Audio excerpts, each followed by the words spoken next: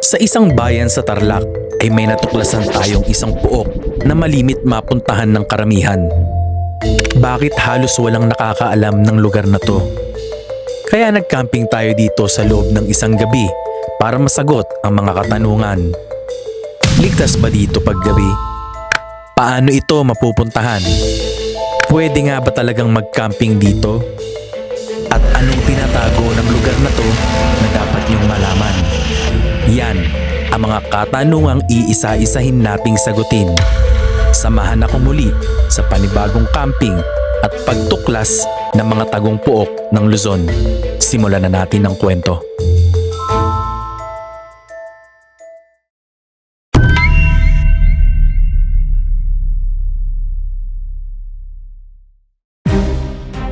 Ang ating destinasyon ay sa Barangay San Juan de Valdez, San Jose, Tarlac.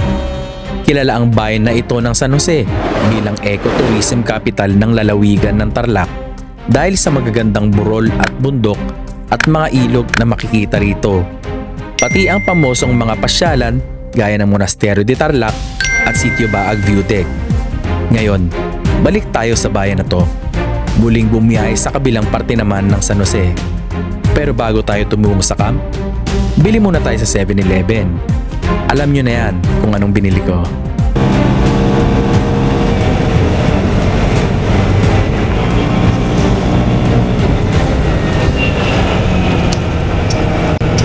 So dito na ata tayo kakaliwa. Ito na ba?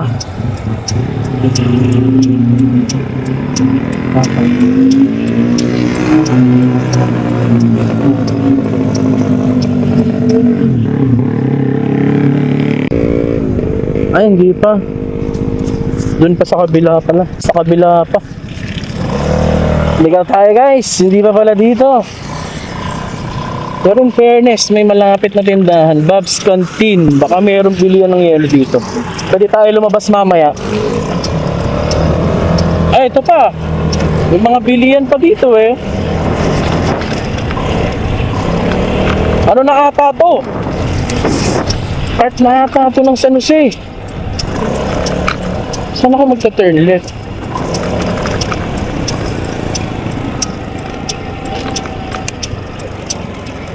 Lumagpas tayo guys, lumagpas tayo.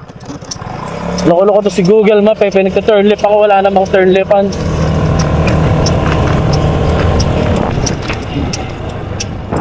Ito ba? Ah, dito.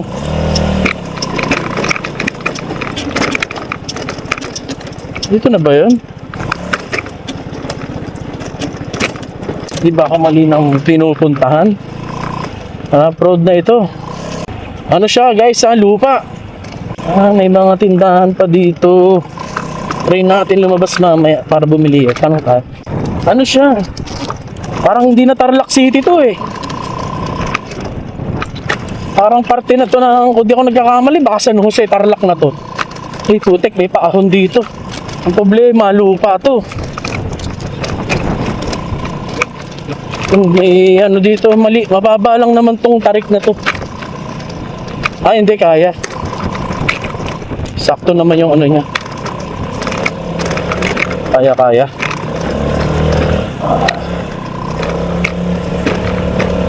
So, expect natin, pag magkakamp kayo dito, may ganito guys may madadaanan kayo. Hindi ko masabing rough road eh. Parang smooth pa nga sa akin to eh.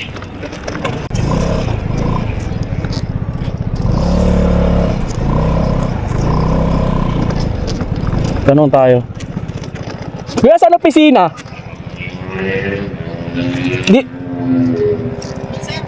Opisina. Dito? Dito daanan? Thank you.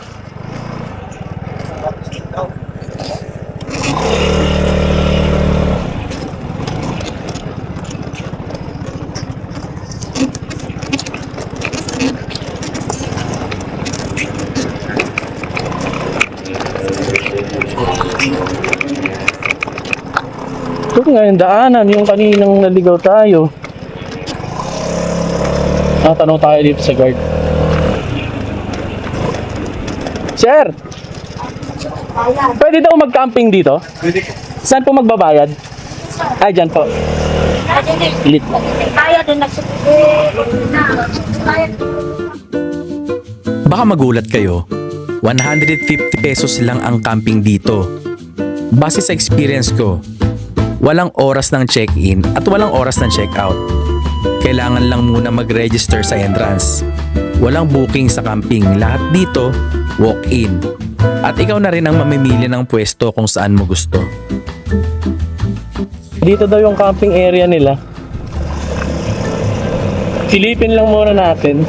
Kasi lalabas pa tayo mamaya, bibili tayo ng ice. So ano talaga siya guys, park para sa mga students, yung mga... Ay, may swimming pool po, laki. Anywhere, pwede dito.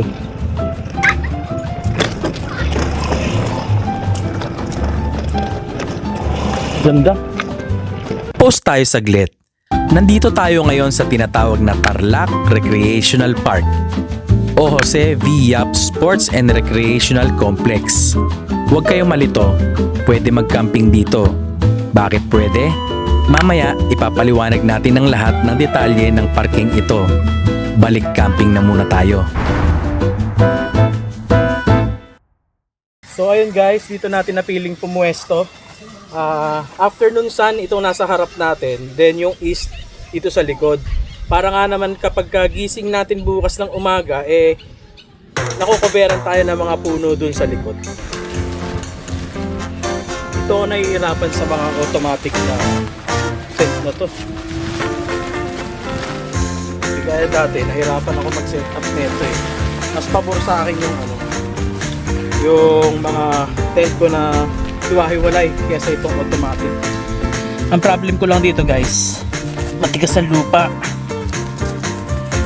So, kailangan dito may martilyo kayo.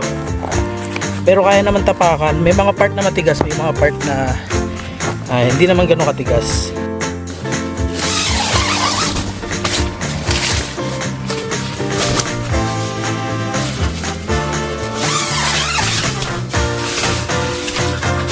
At kung magka-camping ka, dapat komportable ka.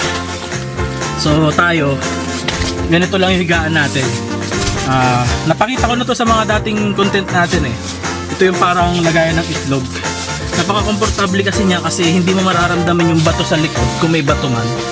Then at the same time, yung lamig ba, hindi siya ganun hindi ka malalamigan dahil insulated siya. Quick tip, sa mga unan natin, kung naka-motocamp ka, huwag ka na magdala ng malaking unan kasi may mga nabibili naman ng mga inflatable sa Shopee, kagaya nito. Hanginan lang natin. So, napaka space saver nito sa mga dalahin mo. Tsaka kagandahan nito, paghihipan natin, hindi lalabas yung hangin. Ito, mamaya papakita ko ng brand to, pero hipan muna natin. Papakita ko sa inyo. Kahit anong pisil mo, nakabukas siya, pero hindi lalabas yung hangin. Maliban lang kung pipindutin natin ito. Ayan, lalabas. Ngayon, for safety, kung hihipan nyo siya, another one click, para nakasecure na yung hangin na hindi lalabas, tsaka natin hipan ulit. Ayan. So, kita nyo, hindi siya nakasara, di ba? Pwede na natin isara. Ayan. Safe na. Mabibili nyo sa Shopee to, Movie Garden. May mga ibang kulay din naman kung gusto nyo ng ibang kulay na choices.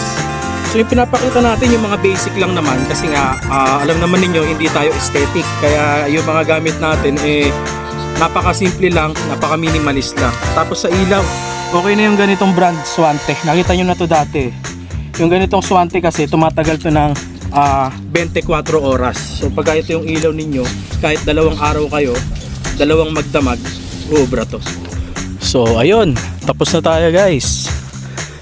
Ito lang yung ating minimalist setup for today.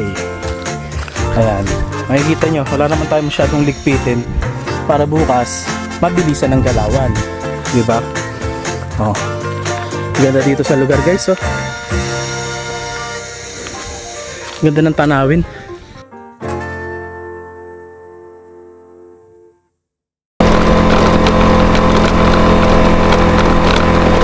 Oh, dito tayo galing kanina, guys. May tindahan. Ano tayo kay Kuya? Ayan. Kuya, saan bilihan ng yelo? Dito?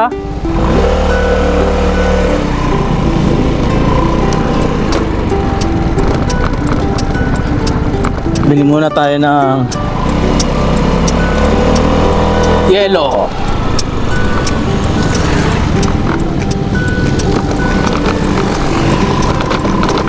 Hello po, Nay. May tinda pong yelo? Magkano po? Ano, tube ice? Yung ano po, yung bloke? Meron. 5 po. So kahit na hindi na kayo bumili ng yelo papunta dito kasi may mga bilihan naman dito. May mga bilihan pa yata ng ulam dun. Subukan natin puntahan. May mga tinda sila. Mga chichirya at kung ano-ano pa. Noodles. Inumin, meron din alak. Ayan. Thank you.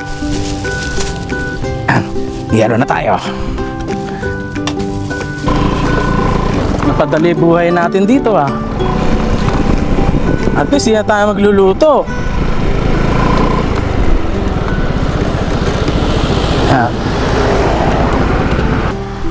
Tinda pong ulam.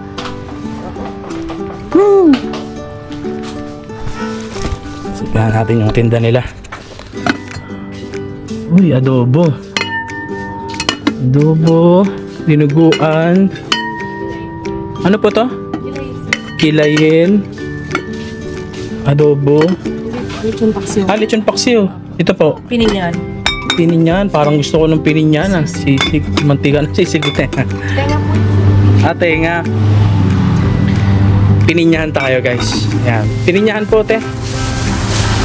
Ano po? Balot po. Isang order po niyan, tsaka puro baboy po. Ano po ito ulit? Pilay. Kilayin. Ano po yun? Kapampangan po ba dito? Kala ko Ilocano. Halo po. Ano na lang po, adobo din. Isang adobo tsaka isang pininyan. Magkano po isang order, te? 50 lang. 50 pesos lang pala Ito mukha ng puso ako. Ang mabait naman nila. Wing! Huwag kayong tatawid sa kalsada Thank you. Thank you po.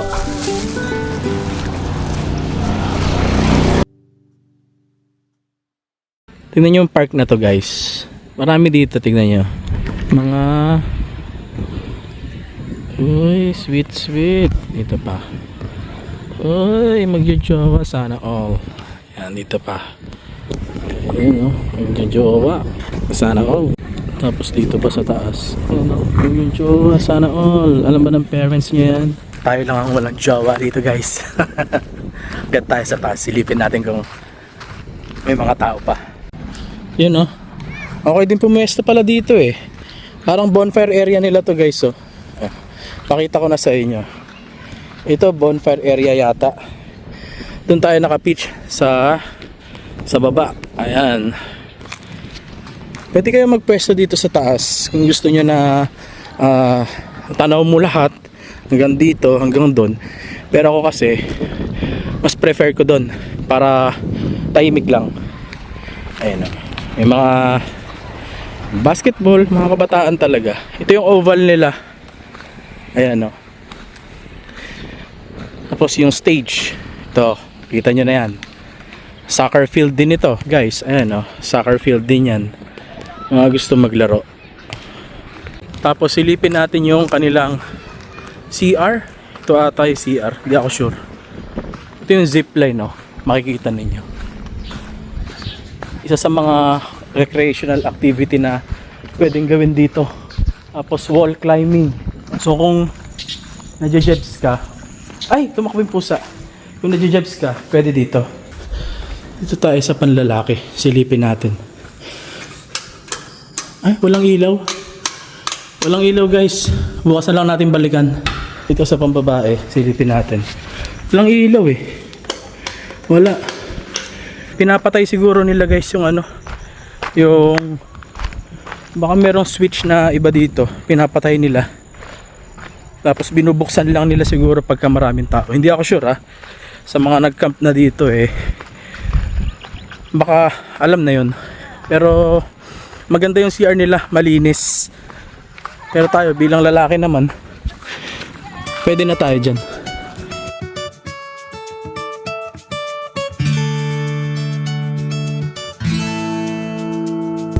Trivia muna tayo. Ang 78 ektaryang complex na ito ay pampublikong lugar at nagsisilbing pangunahing venue noon para sa mga sports events gaya ng football, track and field, swimming, basketball, at baseball kung saan participant ang iba't ibang batang atleta ng bawat rehiyon. Ngayon, nadagdagan na rin ito ng pasilidad para sa zipline at ang Tarlac Circuit Hill para sa mahihilig sa racing. Ang parking ito ay di lang nagsisilbing training ground para sa mga atleta, kundi isang simbolo ng modernisasyon at pagpapahalaga sa kalikasan. Bukas paggising ang tabayanan nyo. Bukod sa mga sinabi ko, may mga mahahalagang bagay pa kayong dapat malaman habang tinutur ko kayo sa kabuuan ng lugar na ito. Sa ngayon, namnamin na muna natin ang kapayapaan ng gabi.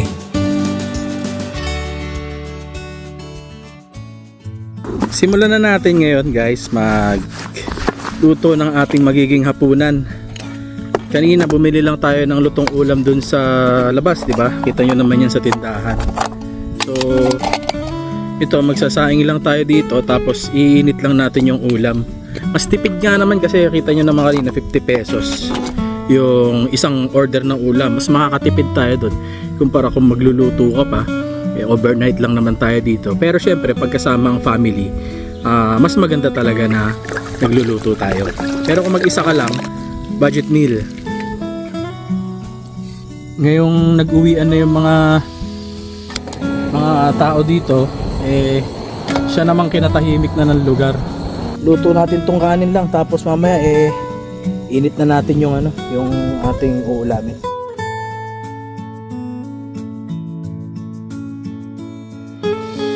At syempre, puro pork ang ulam natin ngayon.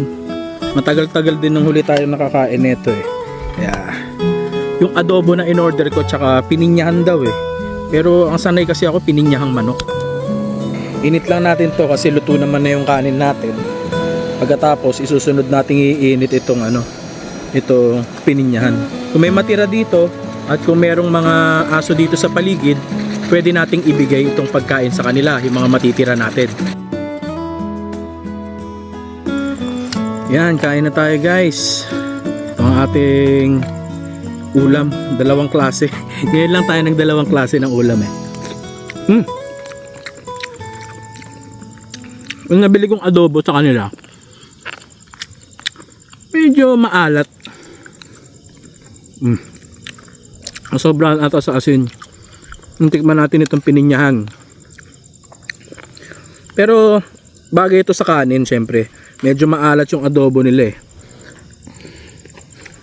Ito gusto ko. Pininyahan. Nandun yung yung tamis at asim ng pinya.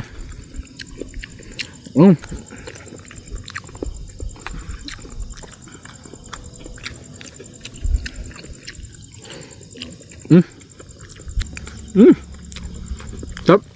Naman tayo. Eating and talk show with Kuya Jerks. Isa sa ina-advise ko yan, kung magso-solo cam kayo at gusto nyo makatipid, pwede naman dilata or mga lutong ulam. Pero syempre, sa mga nagbablog, sa mga nagko-content, mas maganda nga naman kung merong cooking show na nagaganap. Kasi mostly sa mga nanonood, na-entertain kapag nakakakita ng nagluluto something na parang bagong recipe to mga ganyan, di ba? Isa yun sa magandang pinapanood sa mga camping nga talaga. Pero sa atin kasi ang ipinapakita ko dito sa ating content is kung paano makatipid at the same time, na-enjoy mo yung camping, yung lugar na pinupuntahan mo. Hindi kagaya pag bibili ka ng mga hiwa-hiwalay tapos ikaw pa magluluto, malamang laging sobra yon. So hindi mo mauubos yon. Kasi bibili ka 1/4 na karne, malaking toyo, so hindi mo naman mauubos lahat yon. Suka, kung mag-aadobo ka, 'di ba? Hindi mo mauubos yon. Kumbaga, pwede siguro kung iuuwi mo yung pagkain, pero mostly kasi pagka ganyan sa camping, hindi mo na inuuwi yan eh. So tipid tips tayo para sa mga magso-solo camp, 'di ba? Kung hindi ka naman nagko-content at talagang gusto mo lang mag-solo camp, ganito na lang gawin mo kaysa magluto ka.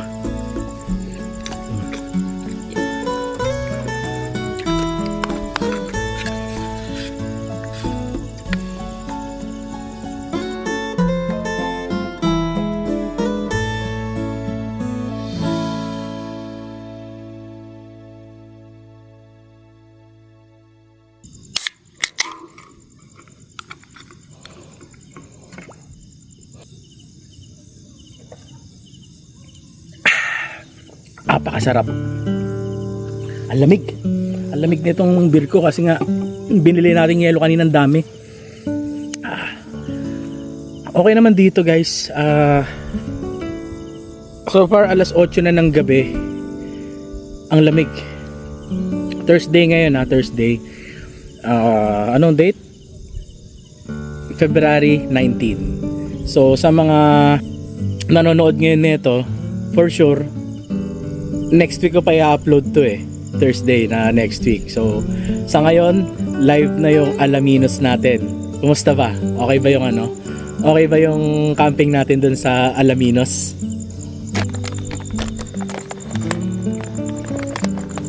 Mani-mani lang tayo for pulutan. Wala namang, ayaw natin na masyadong mabigat sa tiyan. Bukas pagising sa umaga, magpa-final tour tayo dito.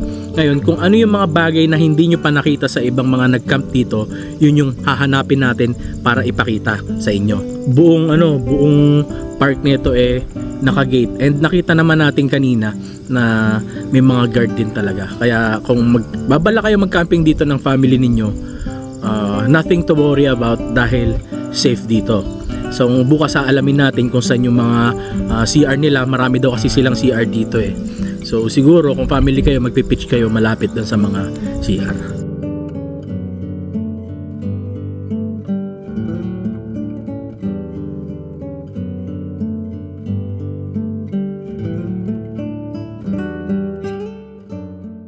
So guys, punta muna tayo saglit sa CR nila ngayong gabi kasi nadjejebs ako. Nadjejebs ako Nadjebs ako, nag-soft drinks kasi ako. Nadjebs ako, may ako na lang itutuloy yung solo ship ko dun. Tsaka para hindi na natin paabutin ng bukas, makita nyo na rin yung itsura nung CR nila. Ito ata yung kanilang function hall Function hall. Ito may mga nagka-camping din. Tapos doon din may nagka-camping. Saan ba CR nila?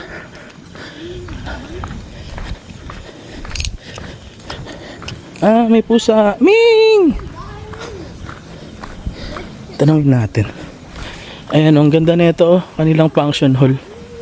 Ito ata yung CR. Oo, ito. Ayun.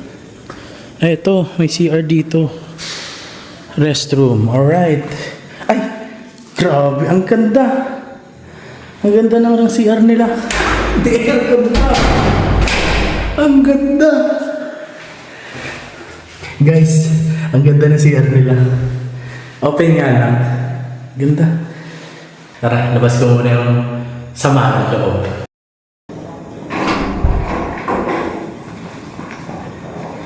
Success, guys.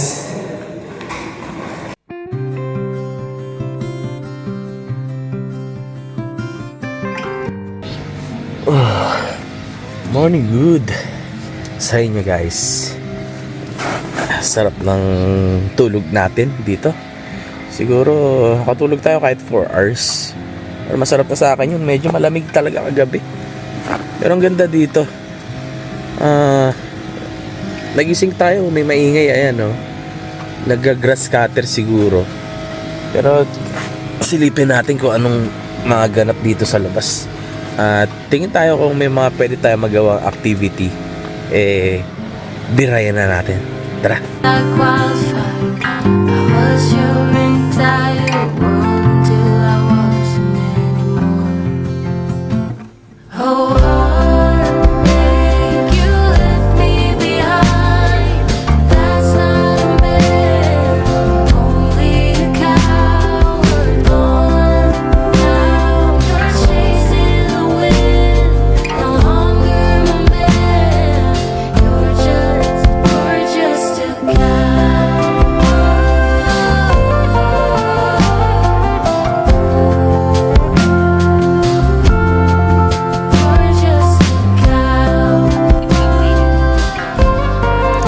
Ganda ng paligid. Pakapayapa ng area na to. Ito bukas pa oh. Diba? Magdamag na yan. More than 12 hours na. Pati itong nandito natin, kunin na natin. Baka mawala eh. Ayan, more than 12 hours na silang nakabukas. Ayan oh. Tara, samahan nyo ako at CR lang tayo. Tapos check na rin natin tsura nung lugar. Medyo mataas na yung araw ngayon. Alas 8 pa lang. Ito yung parking para sa mga gusto lang ng day tour. Ayan dyan. Ito yung restroom nila. Check natin. Ay, may tao. Wala na ibang CR, sir? Sir, yung sa parking po, sir.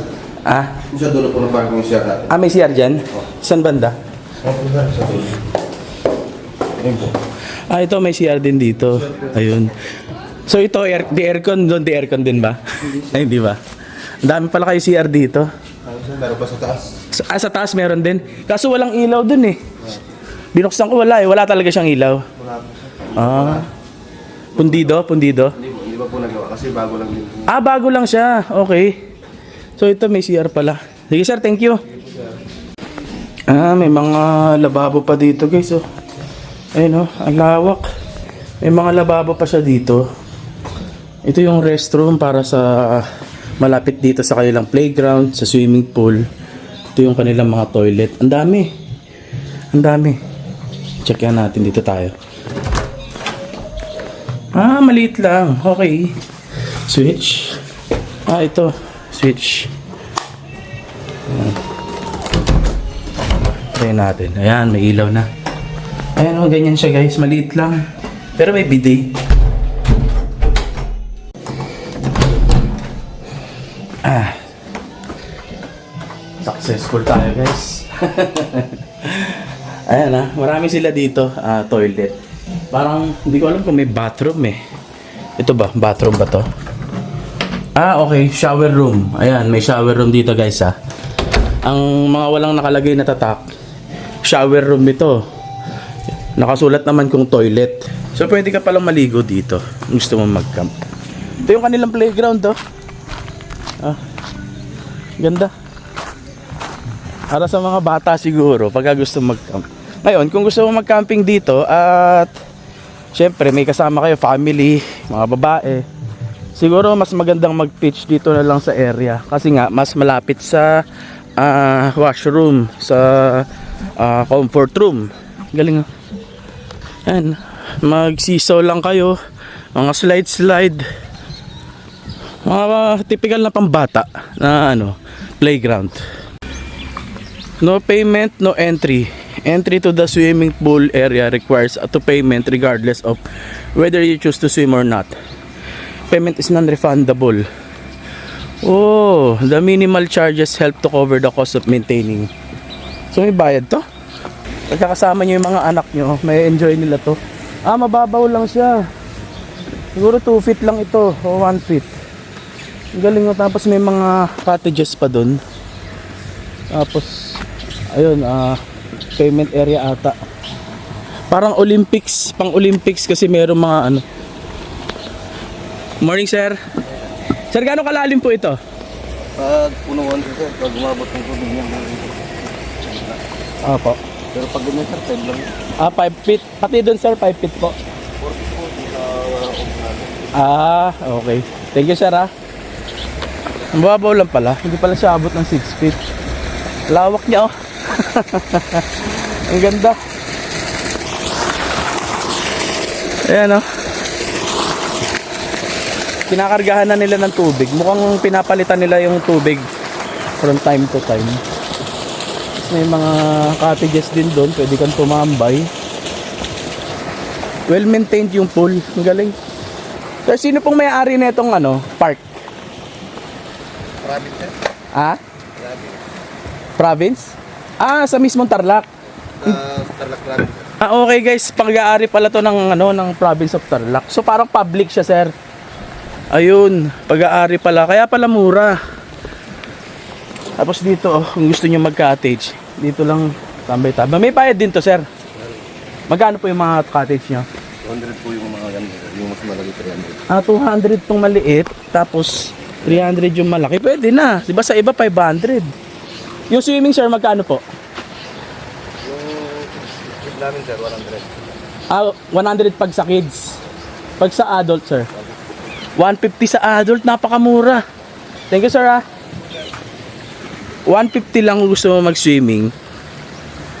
Tapos 100 para sa mga maliliit. Tapos yung cottage 200.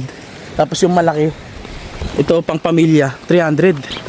Ngayon nagets ko na kung bakit mura. Kasi nga public pala ito, pag-aari ng Tarlac. So parang public siya na inopen. Tapos pwede kahit pumunta kahit sino kasi park nga naman talaga siya. Then inopen na lang nila for camping purposes siguro. Yung mga gustong mag-camp, ganyan. Tapos siguro ito for rent din ito. Tingnan nga natin kung gusto mo siguro mag-boat. Kasi man-made lang ito eh. Oh. Man-made lang yan guys. Yung pond na yan, baka nga wala pa isda eh. Ito. Explore destination. Vietnam inspired basket boat. Nirerentahan din siya guys. Kung gusto mo mag boat riding, nirerentahan mo lang. Hindi lang ako sure kung magkano. Maganda siguro kasi ako dito walk-in talaga.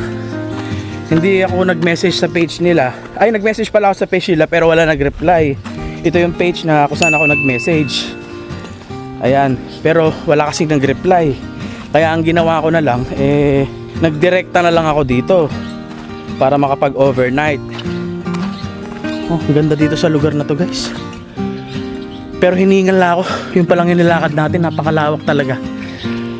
Para na ako nag-exercise. Tapos tirik na yung araw. Kaya dito tayo pumwesto sa taas. Ay, mainit na yung pwesto natin sa baba. Wala tayong mapwesto malilim. Mag-aalmusal lang tayo guys. Isang mabili, isang luto lang to. Ramen tayo ngayon. Ramen na may pagka-aesthetic. Tapos lalagyan natin ng seaweed. At lalagyan natin ng tawag dito luncheon meat.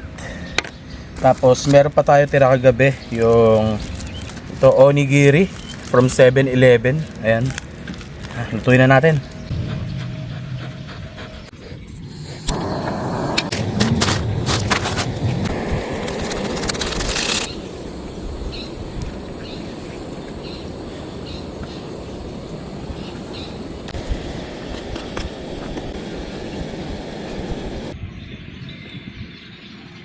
Breakfast na tayo guys. Medyo aesthetic tayo ngayon ha. Ramen. Kulang lang sa egg. Masarap sana ito kung may egg eh. Sarap. Tapos yung binili natin kahapon sa 7-Eleven. Ito. Hindi ko alam kung tawag dito eh. Spicy kanin mayo. Sarap. So mamaya ligpit na tayo. At check natin kung may mapuntahan tayo eh. Kung wala, di ending na.